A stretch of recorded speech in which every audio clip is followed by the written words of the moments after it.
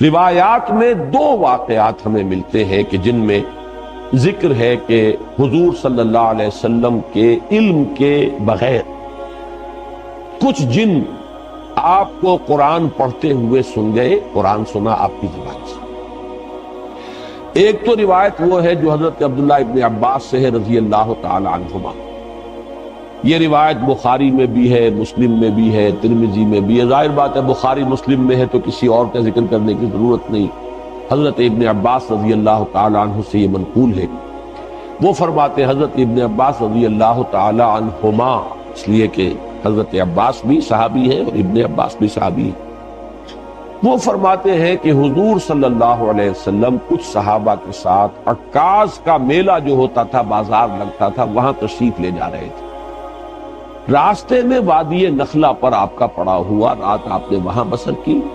فجر کی نماز آپ پڑھا رہے تھے اپنے ساتھیوں کو اور اس میں آپ نے قرآن مجید کی تلاوت کی، تو وہاں سے جنوں کا گزر ہوا، انہوں نے پورے اطمینان کے ساتھ وہاں قرآن سنا۔ ایک واقعہ تو یہ ہے، اور یہ جہاں تک تعلق ہے اس کے یعنی ثقہ ہونے کا اس روایت کا، تو ظاہر بات ہے کہ یہ صحیحین کی روایت ہے، اس کے بارے میں شک جو ہے وہ کی گنجائش نہیں ہے۔ دوسری روایت جس کو کہ زیادہ تفسیری روایات میں اور سیرت کی کتابوں میں زیادہ نقل کیا گیا وہ یہ ہے کہ حضور جب سن 10 نبوی میں طائف سے واپس آ رہے تھے، جب مکے میں فیصلہ ہو گیا تھا ابو طالب کے انتقال کے بعد کہ اب محمد کو قتل کر دیا جائے صلی اللہ علیہ وسلم، تو حضور طائف گئے تھے اور طائف میں آپ نے وہاں کے 3 سرداروں سے ملاقاتیں کی۔ بہرحال وہاں سے تو جواب جو ہے کوئی ان کو آپ کو پازیٹیو یا مثبت جواب نہیں ملا، واپس آ رہے تھے اور سخت ترین دن آپ پر وہ گزرا، وہ معلوم ہے آپ کو، شدید ترین مشقت اور مصیبت آپ جھیل کر واپس آ رہے تھے۔ تو واپسی پر اسی وادی نخلہ میں قیام ہوا۔ یہ وادی نخلہ طائف اور مکے کے تقریباً درمیان میں ایک وادی ہے۔ آج کل جو لوگ وہاں جاتے ہیں تو ان کے علم میں ہے کہ 2 راستے ہیں، طریق السیل ہے اور ایک طریق الجبل ہے۔ ایک پہاڑی راستہ بنا ہے، اب جو نئی سڑک بنی ہے اس میں بڑے ایچ پیچ ہیں، بہت سے اس کے اندر موڑ ہے، جیسے پہاڑ کا ہوتا ہے اچانک وہ چڑھائی چڑھتی ہے، تو وہ تو پہاڑی سڑک ہے، جیسے مری آپ جا رہے ہیں ایسی سڑک ہے۔ اور حضور اسی راستے سے گئے تھے طائف جاتے، اس لیے کہ وہ دشوار گزار راستہ تھا، اور آپ کیونکہ خفیہ جا رہے تھے، آپ کو اندیشہ تھا کہ اہل مکہ کو اگر معلوم ہو گیا تو پیچھا بھی کریں گے اور شاید وزن پہنچائیں، لہذا حضور حضرت زید ابن حارثہ رضی اللہ تعالیٰ عنہ کے ساتھ تھے، صرف 2 اور کوئی ساتھ نہیں، اور وہ پہاڑی راستہ آپ نے اختیار کیا تھا جو نہایت دشوار تھا۔ وہ آج بھی آپ جائیں اس طریقے جبل سے تو اندازہ ہوگا کہ جب یہ سڑک نہیں تھی تو یہ راستہ کتنا دشوار تھا۔ دوسرا راستہ طریق السیل کہلاتا ہے۔ وہ طریق السیل جو ہے وہ بہت ہی یوں سمجھیے کہ گریجولی وہ اس کی چڑھائی ہے یا اترائی ہے۔ مکے سے طائف کی طرف جائیں گے تو چڑھائی ہے، اور طائف سے مکے کی طرف آئیں گے تو اترائی ہے، اور یہ وہ راستہ ہے جہاں پتہ ہی نہیں چلتا کہ آپ نے کوئی چڑھائی چڑھی ہے، اس قدر وہ گریجول اس کی جو ہے وہ چڑھائی یا اترائی ہے کہ پتہ ہی نہیں چلتا۔ اس راستے میں وہ نخلہ کا مقام آتا ہے، وہ وادی نخلہ جس میں حضور کا قیام ہوا ہے۔ یہ دونوں حدیثیں اس پر متفق ہیں کہ جو طائف سے واپسی پر بھی اگر یہ واقعہ ہوا ہے کہ فجر کی نماز میں آپ نے قرآن پڑھا اور جنوں نے سنا، تو بھی وہ نخلہ کا مقام ہے، اور اگر وہ آپ اس سے پہلے کہیں خود تبلیغ کے لیے جا رہے تھے صحابہ کے ساتھ اور اس میں عکاظ کے میلے میں، اس لیے کہ اس کا تو ہمیں روایات سے ثبوت ملتا ہے کہ چونکہ ایک بڑا میلہ لگتا تھا وہاں پر، بازار جیسے ہاٹ ہوتے ہیں ایسٹ پاکستان میں اور مختلف پنجاب میں دیہات میں بھی بازار لگتے ہیں، اور پٹھانوں کے علاقے میں بھی اس طرح کا وہاں ایک میلہ لگتا تھا، بازار بھی میلہ بھی۔ اس میں کچھ وہ بھی ہوتے تھے، شعر و شاعری کے مقابلے بھی ہوتے تھے، اس میں فنون کے مقابلے بھی، اس میں کشتیاں بھی، اس میں خرید و فروخت بھی، اس میں دلچسپی کا سامان بھی۔ تو حضور وہاں تبلیغ کے لیے گئے ہیں، اس موقع پر بھی جا رہے تھے، تب بھی یہ واقعہ جو ہے یہ وادی نخلہ میں۔ اس میں اب 2 روایات ملتی ہیں۔ سوالات اب یہ پیدا ہوتے ہیں کہ آیا یہ جو سورہ جن میں واقعہ بیان ہوا، سورہ احقاف میں بیان ہوا، آیا یہ 2 واقعے ہیں یا ایک ہے؟ بعض حضرات کی رائے یہ کہ ایک ہی واقعہ ہے جو 2 جگہ بیان ہوا، بعض حضرات کی رائے کہ نہیں، یہ 2 واقعے بالکل علیحدہ ہے۔ میری رائے جو ہے جتنا بھی میں نے غور کیا ہے، سمجھا ہے، اس دوسری رائے کے ساتھ ہے کہ یہ 2 علیحدہ واقعے ہیں۔ نمبر 2 کہ پہلا واقعہ جو ہے وہ یہ ہے جو اب ہم پڑھ رہے ہیں سورہ جن، اس کا میرا اندازہ ہے کہ یہ سن 4، 5 یا 6 نبوی اس میں ہوا۔ یہ دور وہ تھا جب کہ حضور پر نہایت شدت کے ساتھ سختی ہو رہی تھی، صحابہ پر تو جو کچھ ہو رہا تھا وہ ہو رہا تھا، حضرت بلال پر، حضور پر بھی وہ جو نقشہ سورہ معارج کے اندر بھی آیا ہے، فَمَا لِلَّذِينَ كَفَرُوا قِبَلَكَ مُهْطِعِينَ عَنِ الْيَمِينِ وَعَنِ الشِّمَالِ عِزِينَ، اس کا جو میں نے آپ کو پوری تفصیل بیان کی تھی کہ وہ جھپٹتے تھے جیسے کہ ہلاک کر دیں گے، مار دیں گے، ٹکا بوٹی کر دیں گے، اور حضرت ابو بکر ایک موقع پر آڑے آئے ہیں تو پھر انہیں مارا ہے، اور انہیں اتنا مارا ہے کہ وہ یہ سمجھ کر چھوڑا ہے کہ یہ اب فوت ہو چکے۔ اس قسم کا واقعہ جو ہے اس سورہ مبارکہ میں بھی آتا ہے کہ ان لوگوں کا حال یہ ہے، وَأَنَّهُ لَمَّا قَامَ عَبْدُ اللَّهِ يَدْعُوهُ كَادُوا يَكُونُونَ عَلَيْهِ لِبَدًا، حال یہ ہو گیا ہے کہ جب اللہ کا ایک بندہ کھڑا ہوتا ہے اللہ کو پکارنے کے لیے، اللہ سے مناجات کرنے کے لیے، نماز پڑھنے کے لیے، تو ایسا ہوتا ہے، محسوس ہوتا ہے کہ یہ پل پڑیں گے اس کے اوپر، جم غفیر ہجوم کر کے جو ہے اس کے اوپر حملہ کریں۔ تو یہ سورہ معارج کی آیات اور سورہ جن کی یہ آیت جو ہے یہ ایک دوسرے سے بہت مشابہ ہے، اور یہ صورتحال میں تفصیل سے سورہ معارج میں عرض کر چکا ہوں کہ یہ ہے سن 4 سے سن 6، 7 نبوی، ابھی ہجرت نہیں ہوئی ہے، یہ آغاز وحی سے جو سن شمار ہوتے ہیں، یہ اس دور کا واقعہ۔ جبکہ وہ واقعہ جو ہے دوسرا، اس کا ذکر سورہ احقاف ہے، وہ سن 10 نبوی کا واقعہ ہے، وہ تو اس کے بارے میں شک ہو ہی نہیں سکتا کہ وہ سفر طائف جو ہے وہ سن 10 نبوی میں۔ دوسرا آپ یہ دیکھیں گے کہ اس واقعے میں جو جن تھے وہ جن یا تو مشرک تھے یا عیسائی تھے۔ اس واقعے میں جو جن تھے وہ حضرت موسیٰ اور تورات کے ماننے والے تھے۔ یہ دونوں جو ہے اب ترجمہ کریں گے تو یہ چیزیں واضح ہو جائیں گی۔ اب آئیے ترجمہ کیجئے تیزی کے ساتھ۔ قُلْ أُوحِيَ إِلَيَّ، اے نبی کہہ دیجئے کہ میری جانب وحی کی گئی ہے، انہ استمع نفر من الجن، کہ سنا توجہ کے ساتھ جنوں کی ایک جماعت نے، فقالوا، تو انہوں نے کہا، اب یہ صرف تذکرہ اتنا کیا واقعے کا، اب ساری گفتگو ان کی نقل ہو رہی ہے۔ انہوں نے قرآن سنا، اب جا کر اپنے قوم کے لوگوں سے جو کہا، اب وہ تقریر ساری ان کی ہے۔ یہ بھی ہو سکتا ہے کہ یہ ایک ہی مسلسل تقریر ہو، یہ بھی ہو سکتا ہے کہ مختلف مواقع پر انہوں نے جو باتیں کہی ہو، ان میں سے جو چیدہ نمائندہ جملے ہیں ان کو یہاں پر جمع کر دیا۔ بلکہ یہ دوسری بات مجھے اسلوب سے زیادہ مقاربت رکھنے والی اور اس سے زیادہ قریب معلوم ہوتی ہے۔ فقالوا انا سمعنا قرانا عجبا،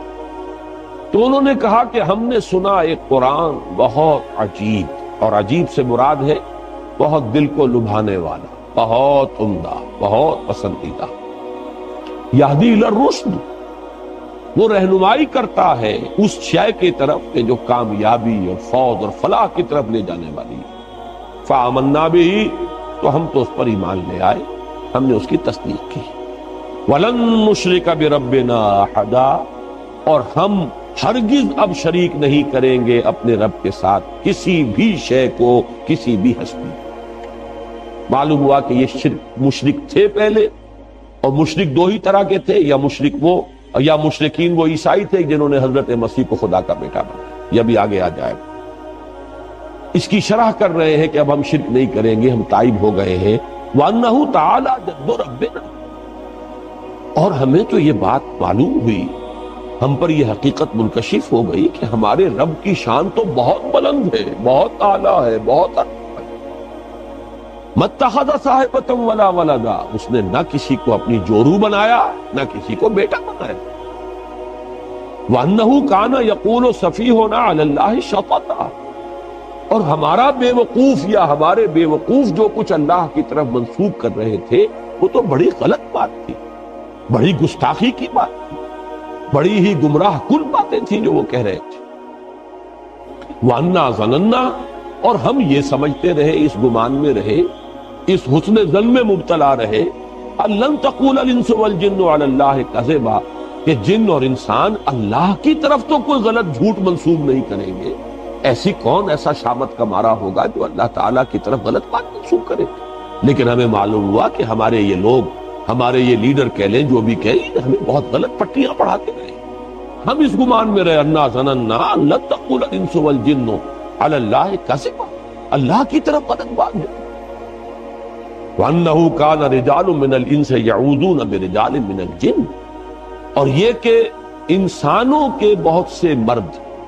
پناہ طلب کیا کرتے تھے جنوں میں سے بہت سے مردوں کی، جنوں میں سے بہت سے افراد کی، تو اس سے ان کی سرکشی میں اور اضافہ ہو گیا۔ یہ میں بعد میں تفصیل سے عرض کروں گا، بلکہ یہاں تھوڑی سی وضاحت ہو ہی جائے کیونکہ جنات کے بارے میں بیان کر چکا ہوں۔ عرب میں ایک رواج یہ تھا کہ وہ یہ سمجھتے تھے کہ ہر وادی کا ایک جن ہوتا ہے جو اس کا مالک ہوتا ہے، رب ہوتا ہے، رب کے اصل معنی مالک کے ہیں۔ لہذا جب بھی کبھی ان کا قافلہ کہیں رات کو قیام کرتا تھا کسی وادی میں تو پکار کر کہتے تھے کہ ہم اس وادی کے رب یا اس وادی کے جن کی پناہ میں آتے ہیں، ہم اس کی پناہ طلب کریں۔ یہ ان کا عقیدہ تھا کہ پھر کوئی شے گردن نہیں پہنچاتی، اور اس اعتبار سے کہا جا رہا ہے کہ یہ انسان جو ہے اشرف المخلوقات ہو کر، مسجود ملائک ہو کر، یہ جنوں کی پناہ طلب کیا کرتے تھے، اس سے ان کی سرکشی میں اور گمراہی میں اور اضافہ ہو گیا۔ وَأَنَّهُمْ ظَنُّوا كَمَا ظَنَنْتُمْ، اور انہوں نے بھی یہی گمان کیا تھا جیسے کہ تم نے گمان کیا، أَن لَن يَبْعَثَ اللَّهُ أَحَدًا، کہ اللہ کسی کو نہیں اٹھائے گا۔ اس کے دو معنی ہیں جو بعد میں تفصیل سے عرض کر دوں گا، یعنی بعث بعد الموت، کوئی موت اور کوئی بعث بعد الموت نہیں ہے، موت کے بعد جی اٹھنا نہیں ہے، یا نہیں بھیجے گا، نہیں اٹھائے گا اللہ کسی نبی یا رسول کو۔ أَن لَن يَبْعَثَ اللَّهُ أَحَدًا وَأَنَّا لَمَسْنَا السَّمَاءَ فَوَجَدْنَاهَا مُلِئَتْ حَرَسًا شَدِيدًا وَشُهُبًا، اور ہم نے آسمان کو ٹٹولا تھا۔ یہ وہی جو خبریں لینے کے لیے جایا کرتے تھے، تو ہم نے آسمان کو ٹٹولا تھا، سانگل لینے کی کوشش کی تھی، تو ہم نے پایا تھا اسے کہ اسے بھر دیا گیا۔ مُلِئَتْ، ملیان کہتے ہیں کوئی شے جو بالکل بھری ہوئی ہو، تو مُلِئَتْ حَرَسًا، کہ پہروں سے، پہرے داروں سے بھر دی گئی ہے، شدیداً، بڑا شدید پہرا لگا دیا گیا ہے، وَشُهُبًا، اور یہ جو شہاب ثاقب ہیں ان کا بڑا سٹاک جمع کر لیا گیا، میزائل کھڑے ہوئے وہاں پہ کہ اب اگر کوئی جائے گا تو پھر اس کا پیچھا جو ہے وہ میزائل کرے گا، وہ شہاب ثاقب۔ وَأَنَّا كُنَّا نَقْعُدُ مِنْهَا مَقَاعِدَ لِلسَّمْعِ، اور ہم تو بیٹھا کرتے تھے وہاں اپنے مورچوں میں سننے کے لیے۔ مقعد کہتے ہیں بیٹھنے کی جگہ، یہ سورہ آل عمران میں یہ لفظ آیا ہے، اِسْتُبَوِّئُ الْمُؤْمِنِينَ مَقَاعِدَ لِلْقِتَالِ، اے نبی وَإِذْ غَدَوْتَ مِنْ أَهْلِكَ، جب آپ اپنے گھر سے نکلے تھے صبح کے وقت، اہل ایمان کو مورچوں میں بٹھا رہے تھے، مورچہ بند کر رہے تھے، تو ان کی بھی کوئی جگہ ایسی تھی جہاں یہ طاق میں بیٹھتے تھے، اور وہ وہاں پر بیٹھ کر پھر وہ ملائکہ کی باتیں سنتے تھے، اور اس سے جو چیزیں ملتی تھی آ کر وہ ان اپنے جو ان کے کلائنٹس تھے یہاں انسانوں میں سے جو کاہن وغیرہ، ان کے وہ کانوں میں پھونکے مارتے تھے، اس سے ان کا دھندا چلتا تھا۔ تو ہم بیٹھا کرتے تھے اس آسمان میں، اپنے مورچوں میں، اپنی جگہوں پر، کمین گاہوں میں، کمین گاہ کا لفظ زیادہ مناسب ہوگا مورچے سے، اپنی کمین گاہوں میں ہم بیٹھا کرتے تھے۔ فَمَن يَسْتَمِعِ الْآنَ يَجِدْ لَهُ شِهَابًا رَصَدًا، تو جو کوئی اب سننے کی کوشش کرے گا وہ اپنی گھات میں پائے گا ایک شہاب، رصد کہتے ہیں گھات میں ہونا کسی کا۔ ان ربک لبالمرصاد، تیرا رب جو ہے گھات میں ہے، وہ پکڑ اس کی طرف سے گرفت آیا چاہتی، تو وہ دیکھے گا شہاب ثاقب کے گویا کہ وہ تیار ہے بالکل اس کا پیچھا کرنے کے لیے۔ وَأَنَّا لَا نَدْرِي أَشَرٌّ أُرِيدَ بِمَنْ فِي الْأَرْضِ أَمْ أَرَادَ بِهِمْ رَبُّهُمْ رَشَدًا، اور یہ کہ ہمیں یہ معلوم نہیں ہے، ہم یہ نہیں جانتے کہ آیا زمین والوں کے ساتھ جو زمین میں بس رہے ہیں ان کے ساتھ کسی شر کا ارادہ کیا ہے، ام اراد بہم ربہم رشدا، یا ان کے رب نے ان زمین والوں کے ساتھ، انسانوں کے ساتھ کسی بھلائی کا، خیر کا، رشد کا ارادہ فرمایا، یہ ہم نہیں جانتے کہ نتیجہ اس کا کیا نکلے گا۔ وَأَنَّا مِنَّا الصَّالِحُونَ وَمِنَّا دُونَ ذَلِكَ، اب وہ آپس میں گفتگو کر رہے ہیں، دیکھیں ہم میں بھی کچھ صالح بھی ہیں یا تھے، رہے ہیں، اچھے لوگ بھی رہے ہیں جنوں میں، اور کچھ دوسری قسم کے لوگ بھی ہیں۔ اب یہاں اشرار کا لفظ نہیں لائے، یہ ہے حکمت تبلیغ، دون ذالک، کچھ اچھے لوگ بھی ہیں، شریف بھی ہیں، لیکن کچھ دوسری قسم کے بھی ہیں، اس سے کمتر لوگ بھی ہیں۔ کننا طرائق قددا، ہم تو بہت سے طریقوں میں بٹے ہوئے تھے، بہت سے فرقوں میں تقسیم ہو گئے تھے، طرح طرح کا ہر ایک کا اپنا، کل حزب بما لدیہم فرحون، ہم نے بھی اپنے مشرب اور مسلک بنا لیے تھے۔ وَأَنَّا ظَنَنَّا، اور ہم نے یہ بات اچھی طرح جان لی، پورا یقین ہمیں ہو گیا، أَلَّن نُعْجِزَ اللَّهَ فِي الْأَرْضِ، کہ ہم اللہ کو نہ تو زمین کے اندر ہرا سکیں گے، عاجز کر سکیں گے، یعنی اللہ کی پکڑ سے اپنے آپ کو بچا سکیں گے، وَلَن نُعْجِزَهُ حَرَبًا، نہ ہی کہیں بھاگ کر کائنات کے اندر جو ہے کہیں ہمارے لیے چھپنے کی جگہ ہے۔ وَأَنَّا لَمَّا سَمِعْنَا الْهُدَىٰ آمَنَّا، اور ہم نے تو بھائی جب یہ ہدایت والی بات سنی ہے، یہ رہنمائی ہم نے سنی ہے، ہم تو ایمان لے آئے۔ فَمَن يُؤْمِن بِرَبِّهِ فَلَا يَخَافُ بَخْسًا وَلَا رَهَقًا، تو جو کوئی بھی اپنے رب پر ایمان لائے گا اسے کوئی خوف نہیں ہوگا، کوئی اندیشہ نہیں اسے کرنا چاہیے، نہ اس کا کہ اس پہ کوئی کمی کی جائے گی اور نہ اس کا کہ اس پر کوئی زیادتی کی جائے گی۔ لا يخاف بخسا ولا رهقا وَأَنَّا مِنَّا الْمُسْلِمُونَ وَمِنَّا الْقَاسِطُونَ۔ اب ذرا بات کو کھولا اور دیکھو، ہم میں سے مسلم بھی ہیں، فرما بردار بھی ہیں، اور قاسطون بھی ہیں، نا انصاف بھی ہیں، زیادتیاں کرنے والے بھی ہیں۔ فَمَنْ أَسْلَمَ، تو جو اسلام لایا، جس نے کہ اطاعت قبول کی، فَأُولَٰئِكَ تَحَرَّوْا رَشَدًا، تو انہوں نے تو رشد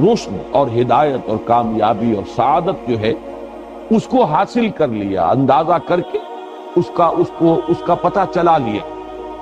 فَأَمَّا الْقَاسِطُونَ فَكَانُوا لِجَهَنَّمَ حَطَبًا،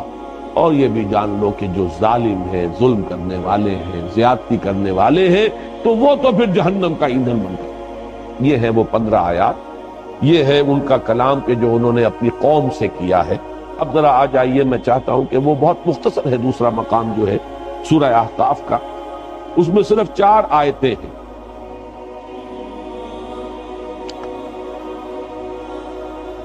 وَإِذْ صَرَفْنَا إِلَيْكَ نَفَرًا مِنَ الْجِنِّ، اور اے نبی یاد کیجئے جب کہ ہم نے آپ کی طرف رخ پھیر دیا جنوں کی ایک جماعت، یہاں بھی لفظ نفر آیا، اس کی وضاحت میں بعد میں کروں گا، جنوں کی ایک جماعت، ایک گروہ کو آپ کی طرف پھیر دیا، آپ کی طرف رخ کر دیا۔ یستمعون القرآن، وہ پوری توجہ کے ساتھ قرآن سنتے رہے۔ فلما حضروہ، تو جب وہ وہاں موجود تھے، سن رہے تھے، قالوا انصتوا، انہوں نے ایک دوسرے سے کہا خاموش، پوری توجہ سے سنو۔ اب دیکھیں یہ وہی 2 الفاظ ہیں جو قرآن میں آئے، اذا قرئ القرآن فاستمعوا له وانصتوا، جب قرآن پڑھا جا رہا ہو تو پوری توجہ کے ساتھ کان لگا کر اسے سنو اور خود خاموش رہو۔ انصتوا، وہی انہوں نے آپس میں کہا کہ چپ ہو جاؤ، خاموش ہو جاؤ، توجہ سے سنو، بہت اعلیٰ کوئی کلام ہے جو اس وقت یہ صاحب جو ہے یہ پڑھ رہے ہیں۔ فلما حضروہ قالوا انصتوا، فلما قضی، جب وہ قرات پوری ہو گئی، ختم ہو گئی، فجر کی نماز تھی، حضور نے نماز ختم کر لی، ولوا الی قومہم، تو وہ اب چلے گئے پیٹھ موڑ کر اپنی قوم کی طرف، منذرین، انہیں بھی خبردار کرنے کے لیے۔ قالوا، اور وہ خبردار کرنا کیا تھا؟ کہا انہوں نے، یا قومنا، اے ہماری قوم، انا سمعنا کتابا انزل من بعد موسیٰ، ہم نے سنی ہے ایک کتاب جو نازل کی گئی ہے موسیٰ کے بعد، یعنی تورات کے بعد، مصدقا لما بین یدیہ، اور وہ تصدیق کرتے ہوئے آئی ہے اس کی کہ جو اس کے سامنے موجود ہے، یعنی تورات کی تصدیق کرتے ہوئے آئی، تورات کی تکذیب نہیں کرتی، تصدیق کرتی ہے۔ یہدی الی الحق، وہ تو حق کی طرف رہنمائی کر رہی ہے، صحیح راستہ دکھانے والی ہے،